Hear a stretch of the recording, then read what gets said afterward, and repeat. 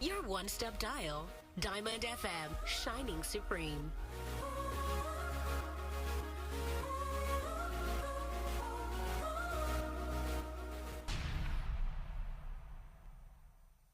Diamond FM, radio made for you. Diamond 88.7 FM is here to make sense out of your world through our balanced news coverage from the nooks and crannies of Nigeria and beyond. Journey with us through the news we tracked for you at this moment on your shining supreme station. For the best of national, local, international news and sport, tune in to News Punch and Diamond 88.7 FM. News Punch, all about the news.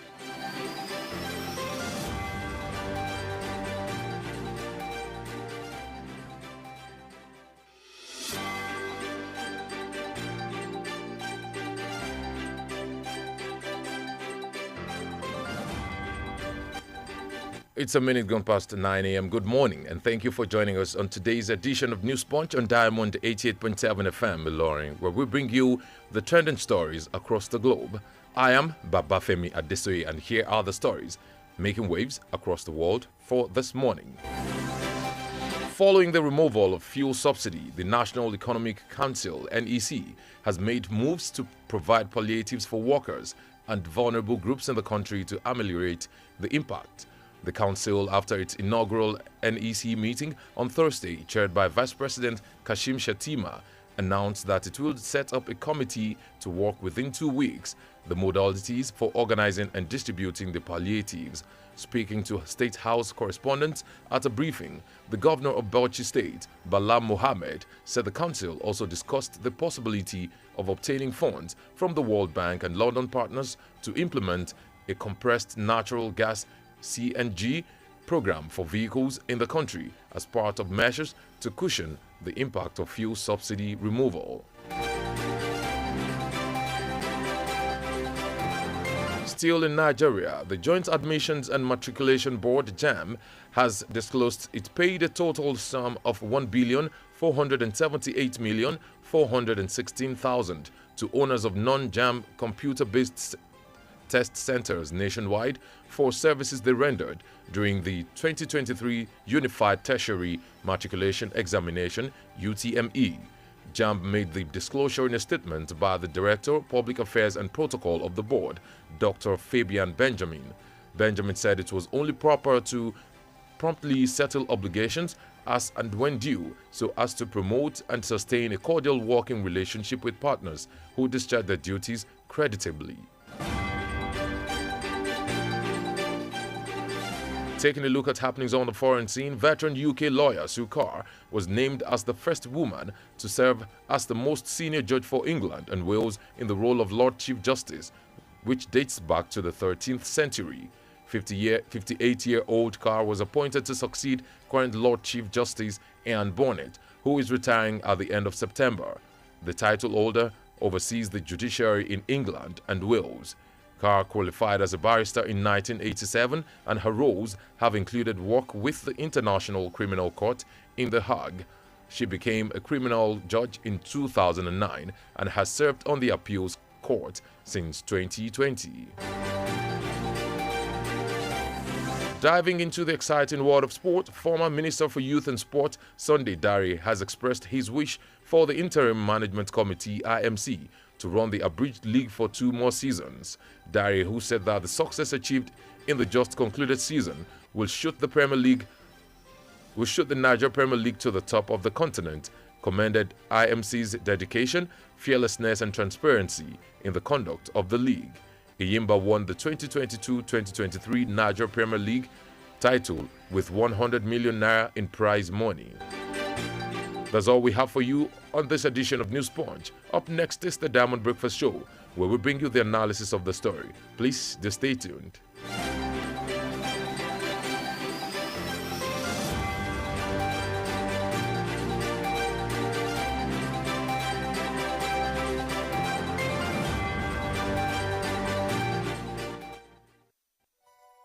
For up-to-date news reported across the globe, Be rest assured you're on the right radio dial. Diamond 88.7 FM Ilorin, your shining supreme station. From news to sports, current affairs to entertainment, beautiful music, amazing programs, we got you all covered at Diamond 88.7 FM.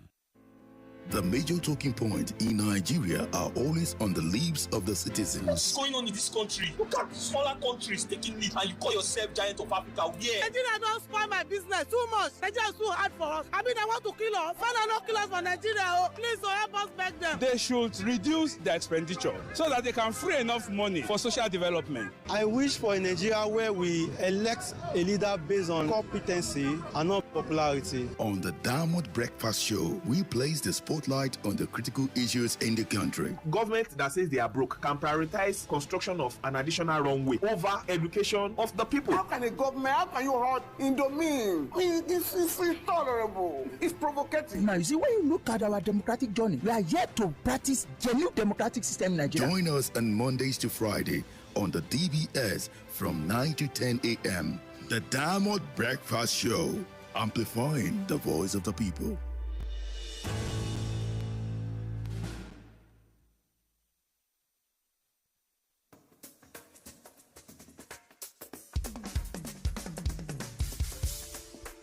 From the studios of Diamond 88.7 FM in Ilorin, this is the Diamond Breakfast Show.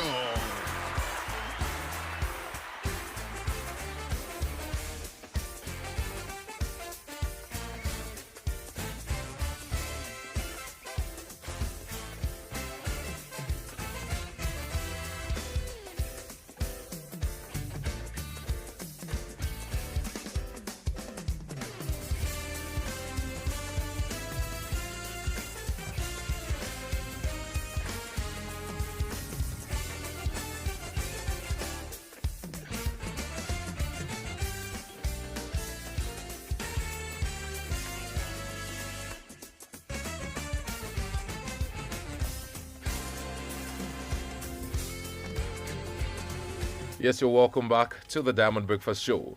We'll be analyzing some of the major talking points in the news. To do this with me this morning is Mr. Olasukomi Toby John. He's a public affairs analyst and social commentator. Good morning. Good morning. Thank you for having me. Yes, how are you doing today, sir? Oh, wonderful. Oh, beautiful. Okay, so President Bola Tinubu on Thursday, just yesterday, announced the appointment of 8 persons as special advisors. And according to a statement by the State House Director of Information, Abiodun Oladunjoye, the president appointed Dele Alake as his special advisor on special duties, communications, and strategy, and Yao Darazo as special advisor on political and intergovernmental affairs. He also appointed Nu Ribadu as a special advisor on security instead of the National Security Advisor. I want us to take note of that. And then Wali Edu as special advisor on monetary policies. He also appointed Olu Vejen as special advisor on energy and Zakios Adedeji as special advisor on revenue. Others are John Uwajumogu, special advisor industry, trade and investment, and Salma Anas, special advisor on health. Now, many reactions have trailed this recent appointment by President Bola Tinubu. While some people are indifferent about it, so many others have hailed his choice persons because of their profile and, let's say, their demography. What are your reactions? Well, let's say I think I'll join the list of those who have praised the president for, the recent appointment. Okay. Because when you look at the caliber of men, who have been selected, you would realize that these are men of timber and caliber, men that you can actually just look down upon when you talk about the areas of responsibility.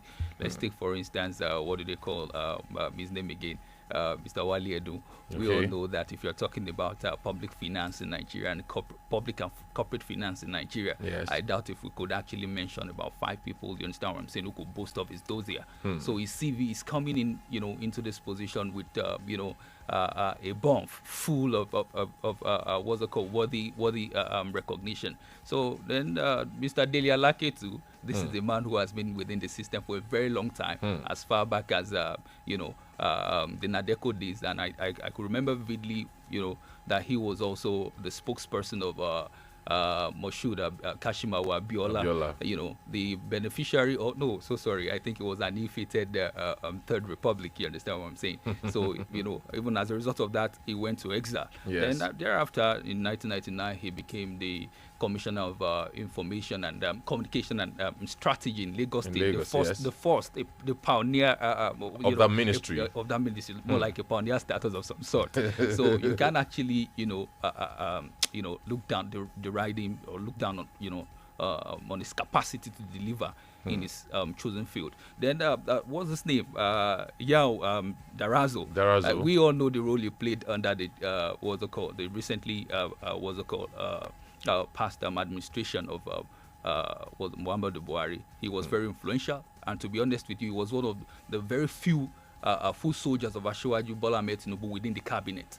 So to a very large extent, if you look at it also, like what he did also, the role he played before the primary election. I don't know, maybe you still remember vividly the Asiwaju Bola Ahmed Tinubu's outburst in Ogun State. He was one of those men within, in-house men who actually quelled that particular and tried to create a symmetry between the Asiwaju camp and the president's camp. Yes. So, to a very large extent, we can actually applaud them. Then the other lady, the fact that two women are actually, occupying, a very important role there is what's commendable too. I think this is more like the president staying true to his decision to actually, involve women and youth. He has emphasized on that severally, and I'm looking forward to having women occupying even more juicy position within this his cabinet. Okay, a lot of people have been saying since part of the reactions that we've been having was that are we really concerned about their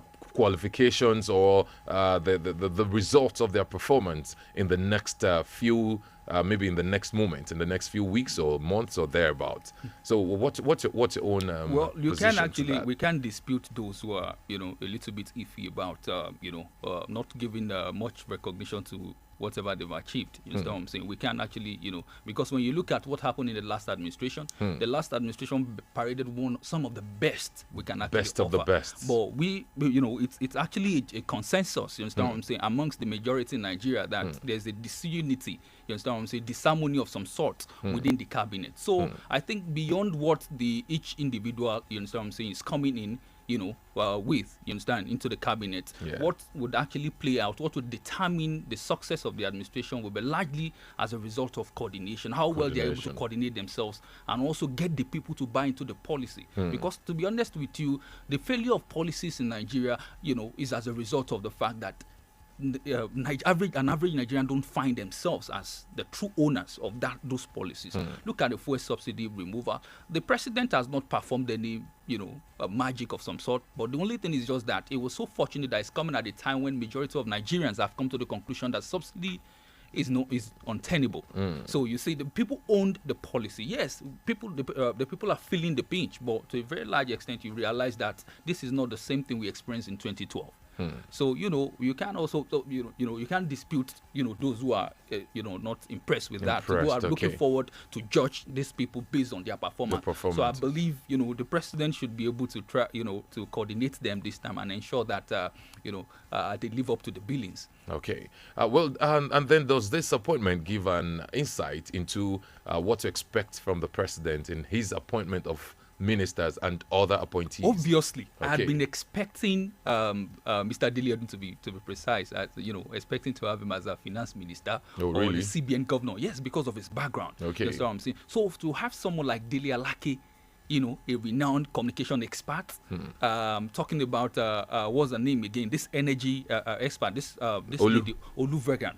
So I'm saying, looking at her too, I listened to her some couple of weeks ago, and I was wowed because you understand, like you talk about the flair and talking about our understanding of the energy sector. You understand what I'm saying? You would know that we are in for a very big one. You understand what I'm talking about? So having this caliber of people as people, those amongst those you can consider as the kitchen cabinet of the president, who would have the ears of the president, should be a plus. Then it should actually, or should I say, for me, I'm a bit optimistic. You understand what I'm saying? With regards to the forthcoming, I'm talking about the appointment, the subsequent appointment, because for you can say he has showed what we are seeing right now is a galaxy, an array of stars. You understand what I'm saying? So let's see what comes up. You understand, in terms of the appointment of the ministers and and the like. So for me, generally, you understand, I think we should be expecting something big in terms of those who are going to be manning sensitive ministries under this administration.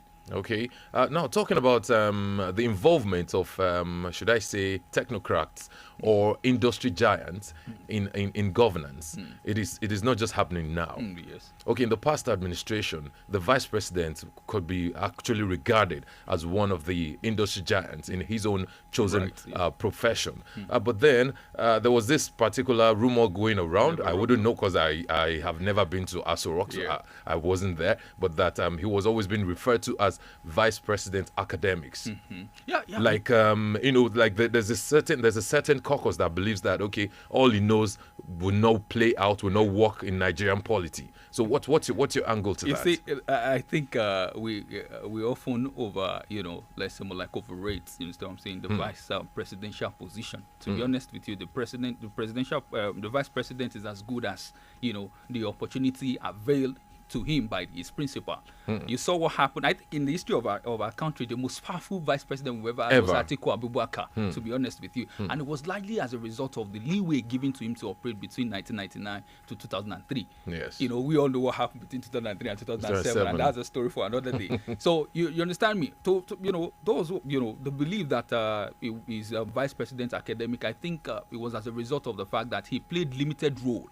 Yes, limited role, even though some people will disagree with me, but I still believe he played, below what we expect of him. We're talking about a law professor, and when you look at even his own area of specialization, which is which we can actually allude to the judiciary too. Yes. What can we say? In what way did he impact what's it called? The sector. We can't actually, you understand what I'm saying? He was more effectual as a commissioner in Lagos State, commissioner of justice in Lagos State than even the vice president. I'm talking about looking at him within the context of that of his area of strength. Yes. You understand what I'm saying? So but that does not mean that. So it was more into economic policies and. Now that does not mean that technocrats, having technocrats in government, you understand what I'm saying? Does not amount to successes. You get me right? Okay. It does. You understand? So, but let's accept the fact that it was played out of his own role. You get me? Imagine having him as the minister of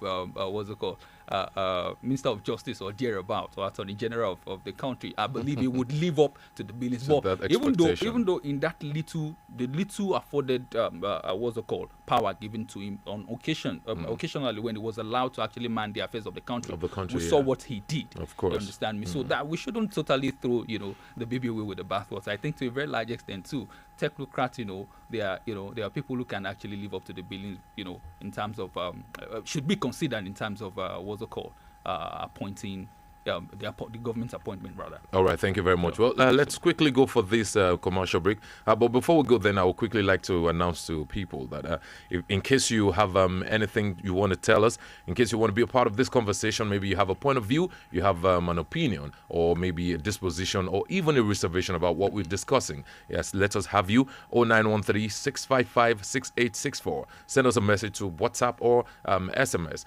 0913-655-6864. Do not forget to put your name and your location so that we can better identify with you. We'll be right back. Diamond FM, your one-step dial. Are you looking to introduce your business to the world or maintain an existing brand image? Well, let's help you. Advertise with us at Diamond 887 FM in Loring. We provide a wide range of services to help showcase your business. For inquiries and advert bookings, visit our marketing office at Plot 2, New Uni Road, Irewolede, Ilorin, or call 091 2929 4332 or 081 2828 6078. Diamond 887 FM, your shining supreme station.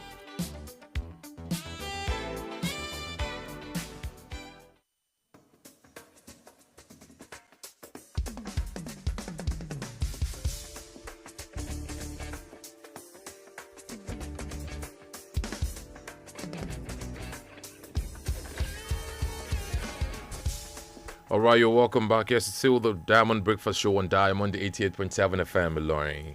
And I have right here with me Mr. Olasukomi Toby John. Yes, we've been discussing together concerning the recent appointment of 8 persons as special advisors by the President of the Federal Republic of Nigeria, President Bola Ahmed Tinubu. Now, we move over to another story. The House of Representatives on Thursday rejected a motion to address the migration of Nigerians to other countries in search of a better life.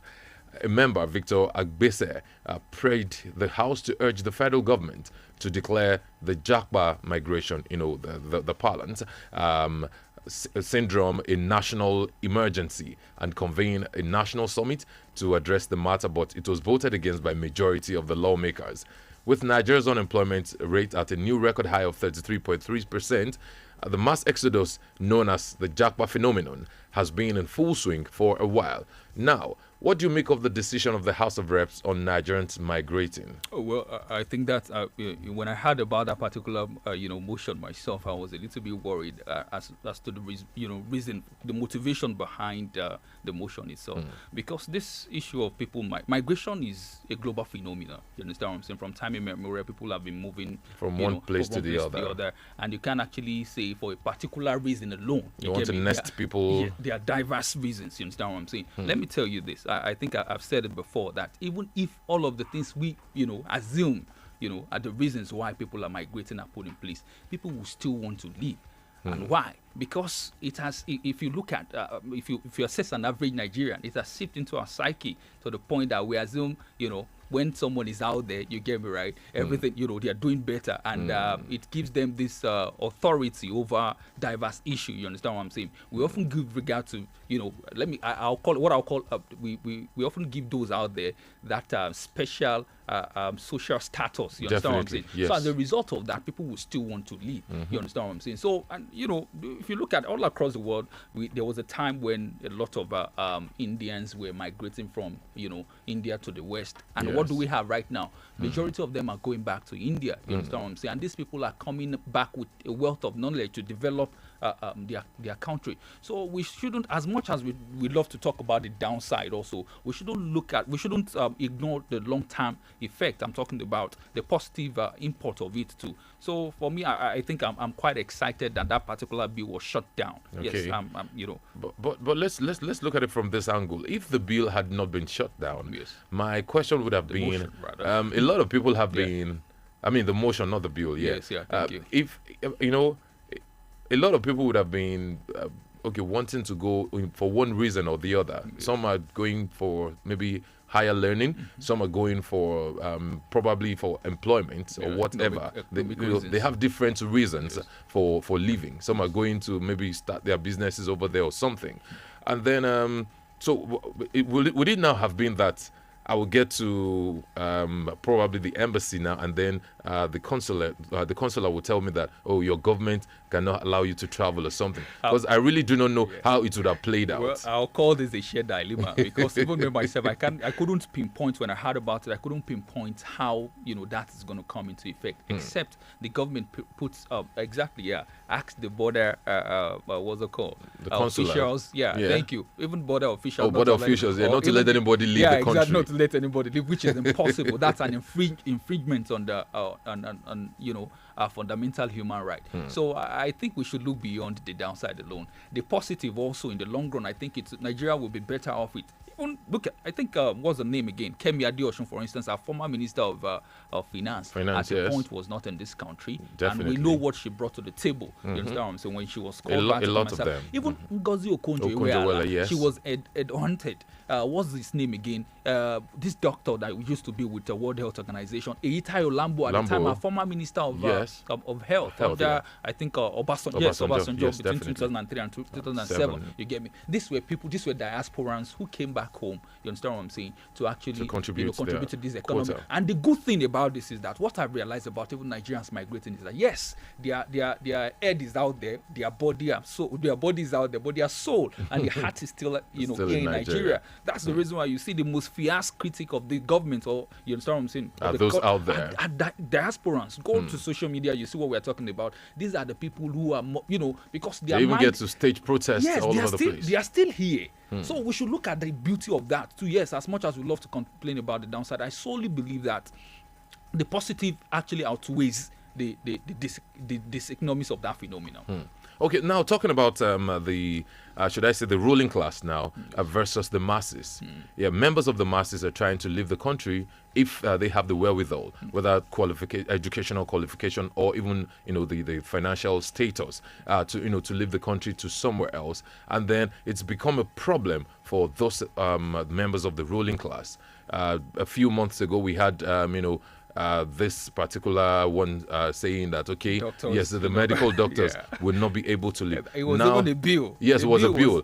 I think it went through the second reading of second reading. Yes. Yeah. Okay, but it was not. No, it's still in the works as we speak. It's still in the works. Really? They are still pushing. Okay, and then the National Association of Resident Doctors have been actually fighting it that as a medical doctor, I can decide to work anywhere I want in the world. Yes. You do not have to tell me that I have to work for 5 years before you give me my license. So what kind of work am I working without a license in the first place? But and then this is another one saying that, okay, those that are following the Japa movement should not be allowed.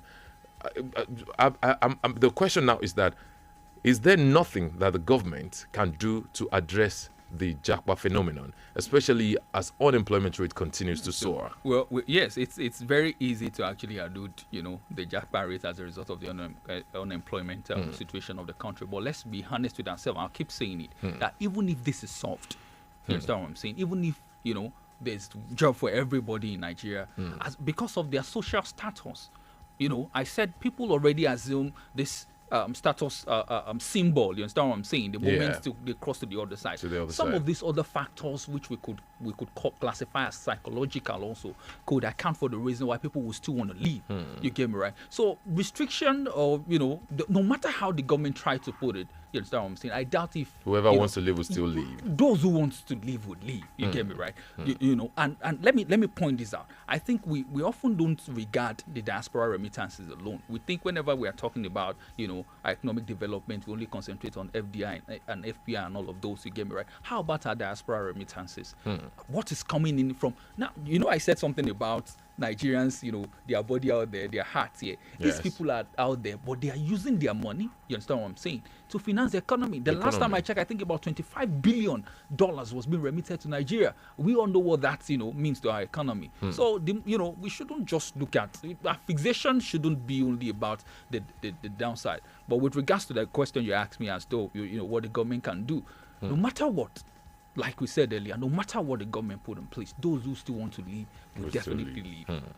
All right, thank you very much. Well, let's quickly get the reactions of those listening to us right now. Yes, ladies and gentlemen, you want to be a part of this conversation? Yes, you can also join us on Twitter. That is tweet at Diamond887FM, CC at Don Femi King, or you send us a WhatsApp message or SMS to this number, 0913-655-6864. Yes, we've been discussing about the recent appointments of the special advisors to the president by the president himself just yesterday, and the reactions from Nigerians. And of course, we were talking about the member of the House of Representatives that said yesterday that tried to raise a bill, made a motion to raise a bill yesterday that the government should address the matter of the Japa migration syndrome. So let us have you, if you want to be a part of this conversation, 080-00-887-887 or 0913-655-6952. Hello, good morning. Hello, good morning, Femi. Good morning, sir. Your name and where you're calling from? This is Mr. Davis calling from Shao. Oh, Mr. Davis, how are you doing today, sir? Fine. Good to have you. Yes. Please, before I go to the topic of the day, okay, I want to give an information to the Ministry of Environment. Okay. From Sobi Junction to Abattoir along Sobi Road. Okay. I've been told to cow them. Cows are now roaming on the road as if they are in their ranches. Please, they should take note before it is too late. Okay. Yes. And on the topic of the day, I commend Asuwaju for having the bold mind to appoint people who are very close to him. You see, when he was the governor of Lagos State, the one they are doing, the Alake, the Louis Banere, and the former governor of Osun State, they work with him very well. He has known them from day one. And what we need in Nigeria is that we should work with people that we know that will not sabotage our efforts. I think that is what the man is doing. When you look at the Ribadu, this is a man that has been with Asiwaju since the ACN day. He has known his credentials. He knows that somebody that will see the mind of his own mind, not minding where he comes from. I think if the man should go on with this, then Nigeria is in a better place now. Thank you. All right, thank you very much, Mr. Davis from Shao. Yes, your earlier notice was actually very, very underlined. Thank you so much. 0913-655-6952 is the number to call, or 080-00-887-887. We have another call. Hello, good morning.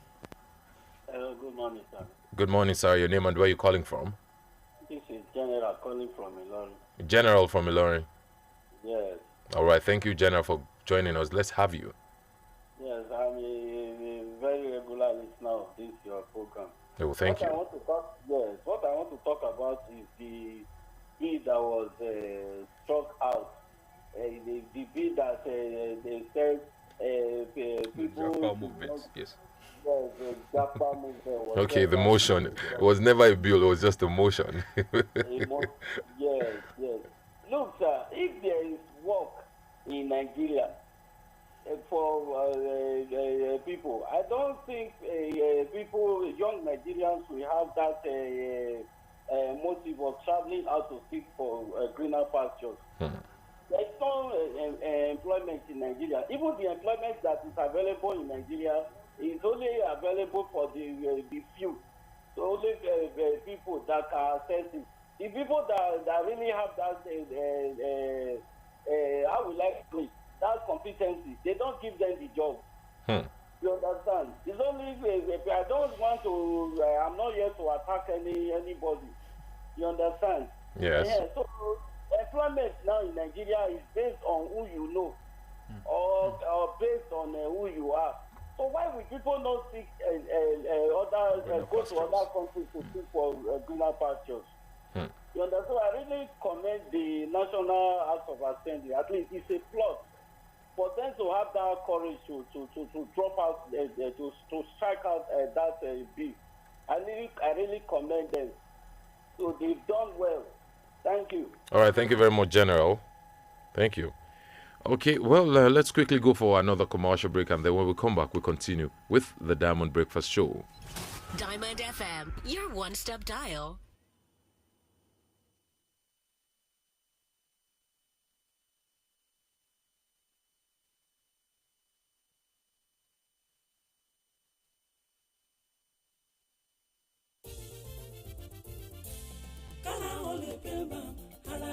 Kò sí mọ́ àwọn kan ti sá lọ àrùnmọ́lẹ́gùn ẹ̀yìn dídùn làkúrẹ́ gbé wọ́n ti lọ wá bí wọ́n sí kára o lè pé bàmù rẹ̀ àtúrà dáadáa. Kókó lára ọ̀tá le. Gbéra ńlẹ̀ kó dìde. Kára o lè pè ń bà. Àtúrà wọ̀, àtúrà pẹ̀sẹ̀, àtúrà dáadáa. Kẹ́gun tó kẹ́gun náà. Kára o yá gágá. Ara ń ronú tẹ́lẹ̀ kò ronú mọ́. Tẹ̀bá ti fi kára o lè pè ń bà rà. Lẹ́sẹ̀kẹsẹ̀ ló ń ṣiṣẹ́ wọnú igun. Tó sì ń ṣe àtúntò rẹ̀. Òṣùbù yẹ̀kẹ́ fa párọ̀ tàbí fi ẹsẹ̀ dá. Fi kára o lè pè ń bà wọ̀. Káì, ara rẹ̀ ó lè padà yakinlala. Action, action. Ó jẹ́ àwọ̀ká àròmọ̀lẹ́gun. Làkúègbé, ara ríro tàbí ẹ̀yìn dídùn. Kára o lè pè ń bà lọ́kọ̀ gbogbo wọn. Agbára pọ̀. Kára o lè pè ń bà. Tuyi Pharmaceutical Industries Limited. Àwọn tó lórúkọ tó ṣe é gbẹ́kẹ̀lé níbi ká po oògùn òyìnbó ló ṣe é. Kára o lè pè ń bà. Ẹ̀rọ ṣẹ̀ṣẹ̀ pín ìrèpàtú òpèrè ta pàtà pọ́npọ́n. Kára o lè pè ń bà. Ó kì í síbẹ̀. Kára o lè pè ń bà rẹ̀ àtúrà dáadáa. Colors, they add meaning to our lives. From birth and naming of a child. May your life be rich and potent as the red palm oil. Colors tell of the feelings in our hearts. Aww. Through rainbow-like roses or even bubbly emojis. Colors speak of our distinctive ancestry through the shade of our skin. Colors are in the bright garbs we wear to impress, or the deluxe coat we give our buildings. Wow, this is so beautiful. And with our proudly Nigerian deluxe paints now available in any color, express your world however you want it. Visit a Deluxe Color Center to get any color instantly. Deluxe, let's color. Where's your paradise? London, Doha, Singapore, Miami, Zanzibar? This summer, Wakanao has got you covered. Lock down unbeatable travel deals with only 10% down payment and pay small in convenient installments. Book now on wakanao.com. Download the Wakanao app for even cheaper deals or walk into any of our travel centers near you. Take a break. Escape to paradise. Wakanao. Let's go.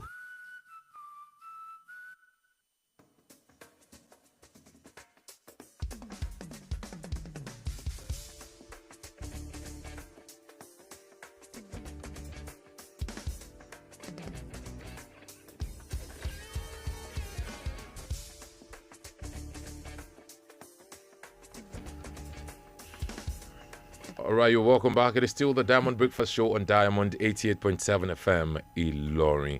And I have here with me this morning in the studio, Mr. Olasukomi Toby John. We've been discussing about the appointment made by the president just yesterday, and of course, we also talked about the motion that was moved yesterday, you know, to get a bill for the government to be interested in, so to say, in the Japa movement. Okay, right now let's go back to the first story. There was a particular hysterics that we missed, that we omitted, talking about the special advisor on security in person of Mr. Nuhu Ribadu right now. He has been a former EFCC boss, and then a lot of speculations have been coming that it was supposed to be the national security advisor, but probably because he was never a military man or something.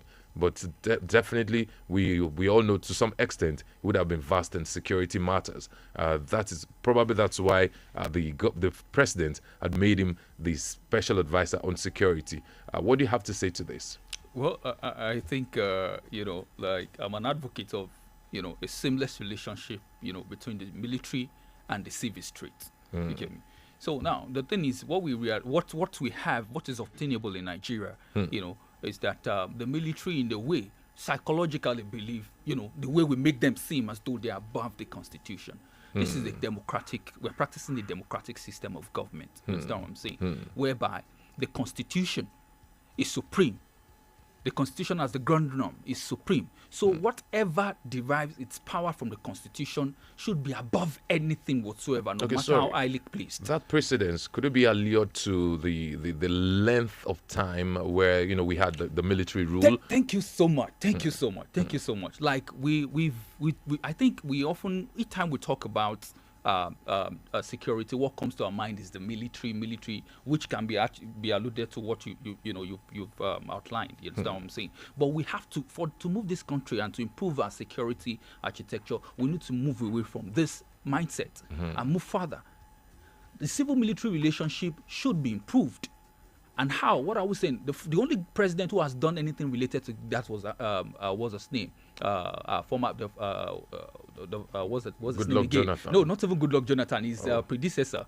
Yaradua. Sorry. Okay, let me penultimate predecessor, Olusegun Obasanjo. By establishing the office of the NSA and what do they call it? The Ministry of the Minister of Defense. You understand what I'm saying? Yes. Which are to be manned by civilians. This is, if you look at the terms and the conditions with regard to the establishment of these two portfolios, you realize that these are people who should be placed at the apex of the pyramid of our national security architecture. You get me right? But what we've had over the years is that due to that military mentality, you understand what I'm saying? That we've, the fact that we've been battered for years by the military, we often assume that, okay, for the fact that this man is a military man, he's a general, then he shouldn't be subservient to, a civilian. This is erroneous. It is wrong. You get me? We are in a democratic system where we have the rule of the civilian. You understand what I'm saying? Now, in a situation whereby civilian authority derives its power from the spirit of the constitution, I see no reason why any military man should stand shoulder above him. No, it shouldn't be that within the period of occupying that responsibility. You understand? Because why? The power is given by the Constitution. So, and which the is Constitution above everyone. Is supreme, which is above everyone. So we have to work. I think our presidents also, subsequent presidents, they failed, or let me say a previous president, they failed to stamp their authority to make the military understand that yes, we're in a civilian, we're in a democratic space where the what's it called, the military, are confined to the barracks. You understand what I'm saying? So I think successive what's it called, previous governments have failed to actually make this known because they still handle them with that air of superiority. But to be honest with you, in a democratic system, the role of the military is to protect not just only the internal, the external, integrity. The internal integrity of the country against external, forces, insurrection or whatsoever. You get me? It's not only limited to that. The call of the military in a democratic system is for them to serve as a guardrail to protect the democracy. By uplifting the constitution, they protect the democracy. This is what we saw in Turkey when the coup was staged. You saw what the military did. The moment the coup was staged to outstar the incumbent president Recep Tayyip Erdogan. The people went to the streets. You understand what I'm saying? They faced the civilian. They went in Nigeria. We dare not try that. They went to the street, and what did the military men? What did they do? They dropped their arms. Why? Because they know that they are subservient. They are subordinated to the constitution.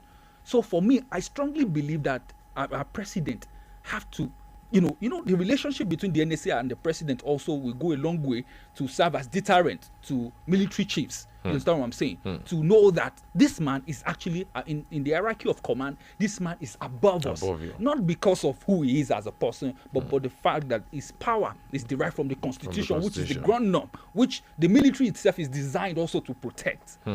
So until we do this, we will continue to think, if we don't have a military man as an NSA, nothing can be done. I tell you this, there are so many security experts in this country who will do far much better than all of the military men we've paraded in that position. Far much better. You understand what I'm saying? Okay. When you check the what's it called, the CV of Ribadu also, you know that his experience is not just only about defense alone in terms of it. Talking about internal security, was once a police. He retired a police AIG, an assistant inspector general of police. You understand what I'm saying? So he understands the texture of our security design. You understand what I'm saying? So to a very large extent, he's exposed. And this is a man who was at some point in what's it called, Nigeria Institute of Strategic Studies in Kuru. You get me? So all of these things puts him shoulder above some of these men who only went through this military drill. You understand what I'm saying? So security goals does not start and end with the military alone. No. Security is not just limited to only, the use of the military and all of those. Security goes beyond that. All right, thank you very much.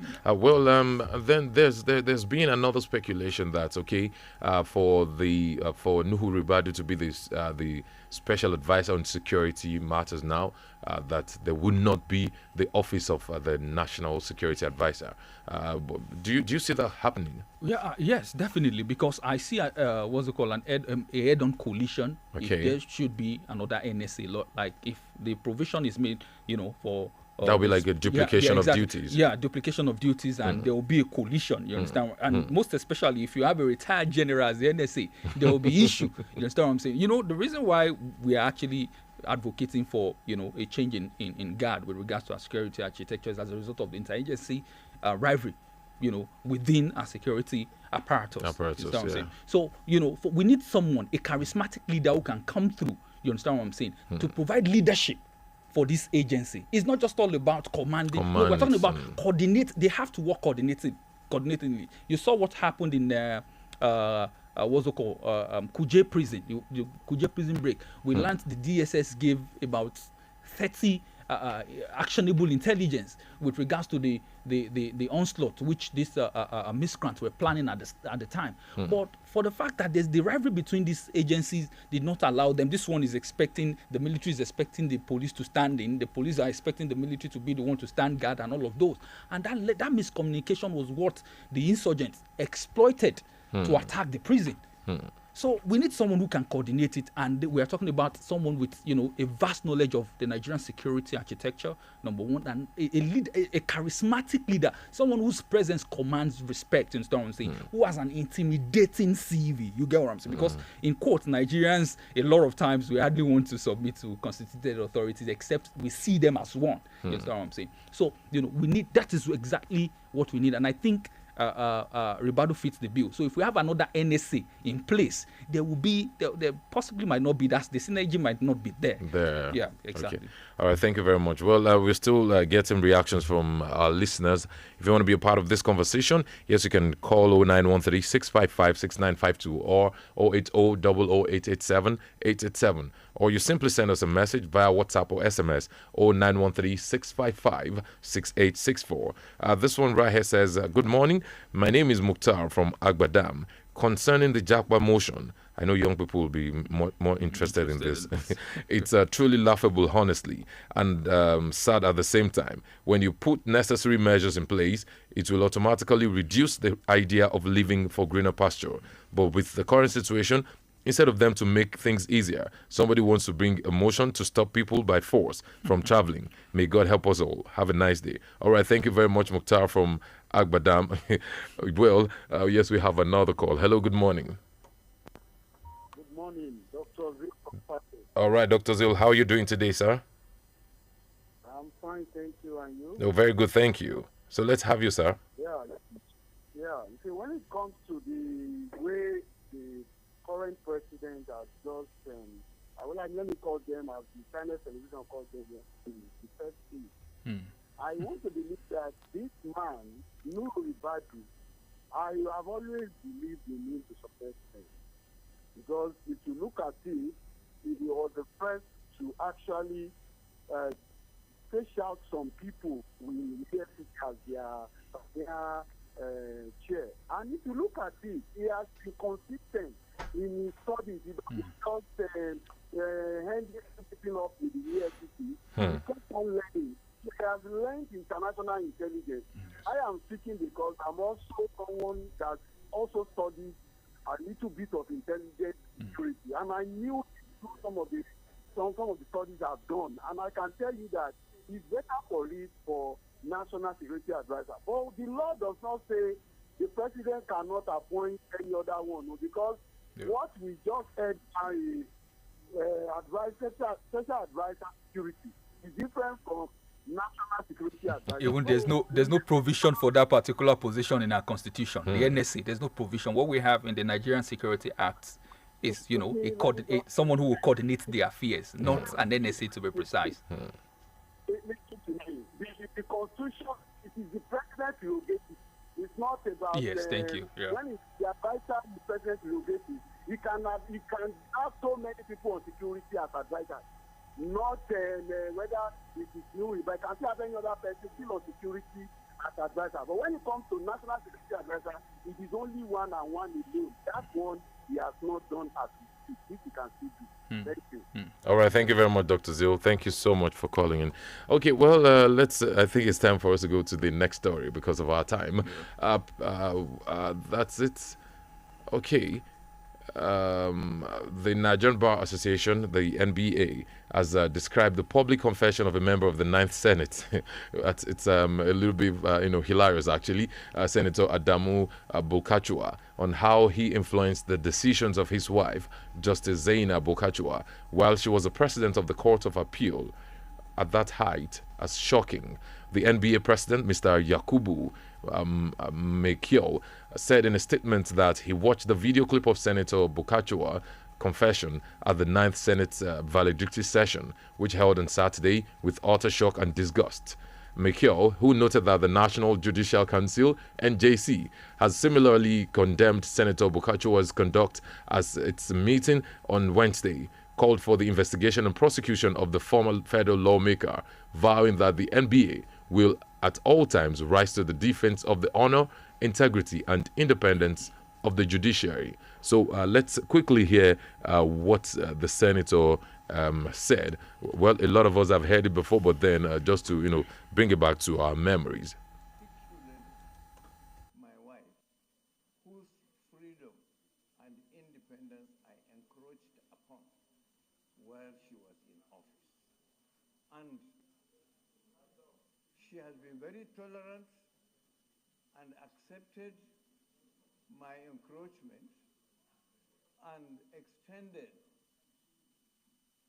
her help to my colleagues. Distinguished, please, I don't think this is a good idea going this direction. It's not a good idea. It's not a good idea, please. Okay, distinguished was asked to off his mic. I think it wasn't a good idea at all. So, well, several reactions have trailed the revelation by Senator Bokachua. What does this revelation say about our judicial system? Well, it's a blight on our judicial system, but any observer of our judiciary won't be surprised by this revelation. You get me, right? Because the judiciary has been fingered a lot of times for, unwholesome practices. You get me? We remember how a person who never participated in a primary who never participated in an election, how he became the president, the governor, in one of the South states, in 2007. Yes, and if you know, those who are actually responsible for that, what's it called? Those who sat on that particular case and those in charge as we speak. You understand me? I think we've had, from that particular clique, we've had 2 judges. I'm sorry, I mean no disrespect though, but two judges going further to become the Chief Justices of Nigeria. And if you remember, even before the 2019 presidential election, if not for the miraculous hand of what's it called, our renowned Mr. Fix-It, what do they call him, the late Abba Kyari, we know what would have happened. It's, within a close quarters, you understand what I'm saying, the judiciary, there's a particular section who strongly believe that the constitution of the PEPT, that is the Presidential Electoral what's it called, tribunal at the time, the possible 7 judges are divided 3-4. 4 for what's it called, 4 for the PDP, 3 for the APC. So before Abba Kyari struck, and and the rest is history today. You get me? So the judiciary, a lot needs to be done to sanitize. There's need to sanitize the judiciary. Thankfully, this president has come to tell us that yes, I'm going to make judicial reform part of my plans, even though those in the opposition believe this is an opportunity, this is what's it called, an alibi for which the president wants to use to get to whip what's it called, the judges sitting on his case at the tribunal, whip them into line. But for me, I don't I hardly subscribe to that thought, because if the judiciary is reformed, it's for the benefit of all of us. If the judiciary is reformed, we wouldn't see the kind of disrespect, we wouldn't see the kind of ignominious behavior we saw on the floor of the Nigerian Senate, by the senator. All right, thank you very much, Mr. Oluwatokomi Toby John. Well, the Nigerian Judicial Council has said it is considering a probe into cases involving politically exposed persons under former appeal court president Zainab Bokachua, following her husband's admission she used her position to favor politicians. But the council will not discipline the retired head of the appellate court. So what are your thoughts? Well, I think the NJC is on the wild goose chase. Goose chase, okay. If the NJC really wants to get down to anything tangible or reasonable, the NJC should put the pressure on the government and ensure that Senator Bukachwa comes out, you understand, is prosecuted. You understand what I'm saying? Thank God he did not act under any immunity. You get me right? No, he spoke in the house. He's under immunity, sorry. But I think he can actually still be prosecuted, and he can be grilled, in the civil street, for him to come out, tell the court, tell the people what he knows. By going after him, by making him to sing song, I believe the names of those who have benefited from this judicial bazaar, from his own influence, from his so-called judicial bazaar, you know what I'm saying? Would easily, be sanctioned also, and to stem the tide of this. All right, thank you. I think we have another call. 0913-655-6952. Hello, good morning. Hello, good morning. Yeah, Dr. Zil. Oh, Dr. Zil, okay, thank you. You see, nothing will be done to this man. Let's not deceive ourselves. It is not today. We know what the game they are playing. For that man to be bold, to tell us what he told us, is to tell you that there are some of them that are not even spoken at all. And they know that's why the Ahmed Lawan, former Senate president, was trying to shut him down. That what all of us used to do. I'm just saying it. Why are you now bringing it up? It's what they do. It's their game. Who doesn't know that judiciary, in one way or the other, has been affected? Why can't they say somebody who took part in an election is now the first to win the Imo State governorship that time? Who knows what the judiciary has been doing? We know that some people are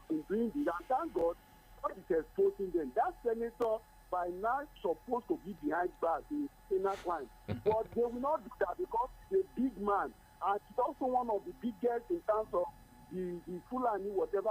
They should know how to stop all of this.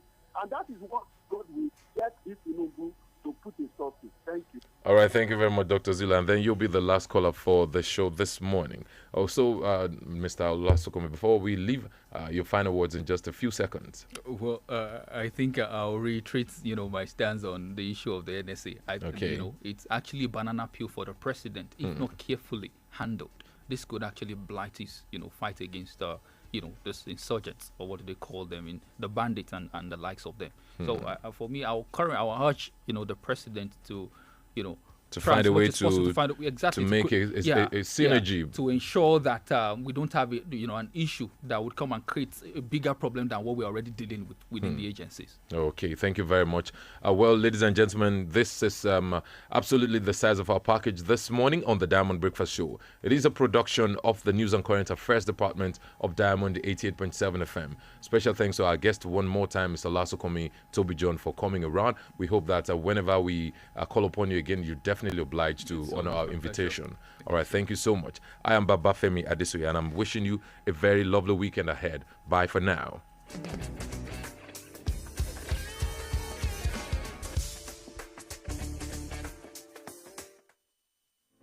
The major talking points in Nigeria are always on the lips of the citizens. What's going on in this country? Look at smaller countries taking lead, and you call yourself giant of Africa. Yeah. Nigeria don't spoil my business too much. Nigeria is too hard for us. I mean, they want to kill us. Father, not kill us for Nigeria. Oh, please, help us beg them. They should reduce their expenditure so that they can free enough money for social development. I wish for a Nigeria where we elect a leader based on competency and not popularity. On the Diamond Breakfast Show, we place the spotlight on the critical issues in the country. Government that says they are broke can prioritize construction of an additional runway over education of the people. How can how can you hold Indomine? This is intolerable. It's provocative. Now, you see, when you look at our democratic journey, we are yet